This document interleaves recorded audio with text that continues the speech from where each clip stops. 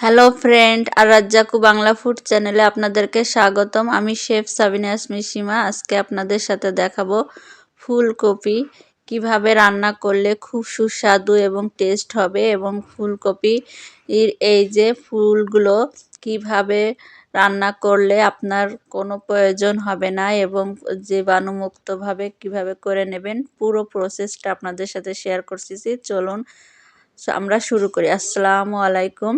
প্রথমে আমরা এই যে ফুলকপিগুলো কেটে ভালো করে গরম পানিতে এভাবে সিদ্ধ করে নেব।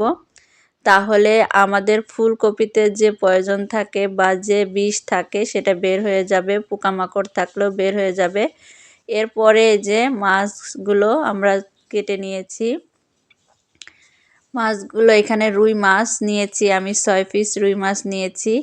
এই রুই মাছগুলো আমরা সুন্দর করে পরিষ্কার করে ধুয়ে নেব, ধুয়ে একদম পরিষ্কার করে নেব। রুই মাছের পিসগুলো দেখতে পাচ্ছেন, এগুলো আমি এরকম সাইজ করে কেটে নিয়েছি। আপনারা আপনাদের প্রয়োজন সাইজ করে কেটে নেবেন। আমি এইভাবে সাইজ করে কেটে নিয়েছি। খুবই সহজ এবং সিম্পল, এভাবে রান্না করলে খুব টেস্ট এবং খুব মজাদার হয়। এবার মাছটা আমরা ভালো করে ধুয়ে নিয়েছি। ধুয়ে নিয়ে এবার এই মাছে আমরা হলুদ লবণ মাখিয়ে মাছটা ভালো করে আমরা ভেজে নেব, একদম বাদামি করে মাছটা ভেজে নেব। এখন এতে আমরা হলুদ লবণ মাখিয়ে নেব। দেখুন মাছটা একদম টাটকা, একদম ফ্রেশ মাছ। মাছটা আমরা পরিষ্কার করে ধুয়ে নিলাম। এখন আমরা হলুদ লবণ মাখিয়ে তেলটা, প্রথমে আমরা কড়াইতে তেলটা দিয়ে দিয়েছি। তেলটা যখন গরম হয়ে যাবে, ভালো করে কড়াইতে তেল গরম করে নিতে হবে, তাহলে মাছগুলো এঁটে যাবে না। আর যদি আপনি ভালো করে গরম না করে নেন তাহলে কিন্তু কড়াইতে এঁটে যাবে। এবার হলুদ আর লবণ দিয়ে আমরা মাছটাকে একটু মাখিয়ে নেব, তাহলে মাছটা এঁটে যাবে না এবং সুন্দর একটা কালার আসবে।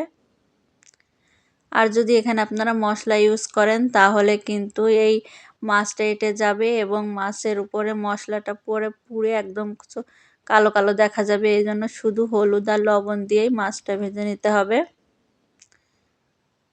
এবার আমরা একে একে মাছটা ছেড়ে দেব তেলে।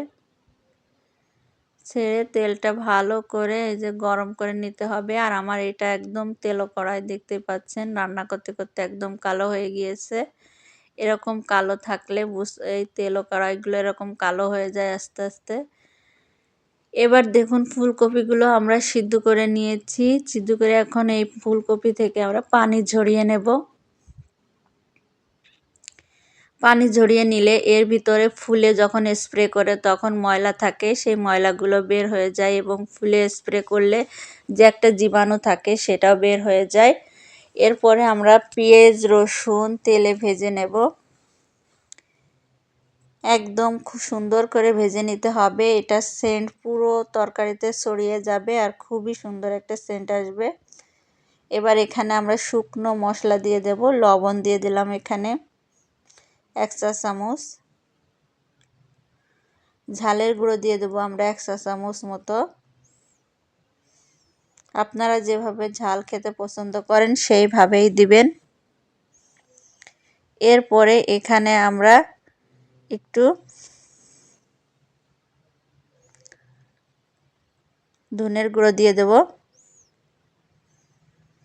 দিয়ে এটাকে ভালো করে আমরা কষিয়ে নেব।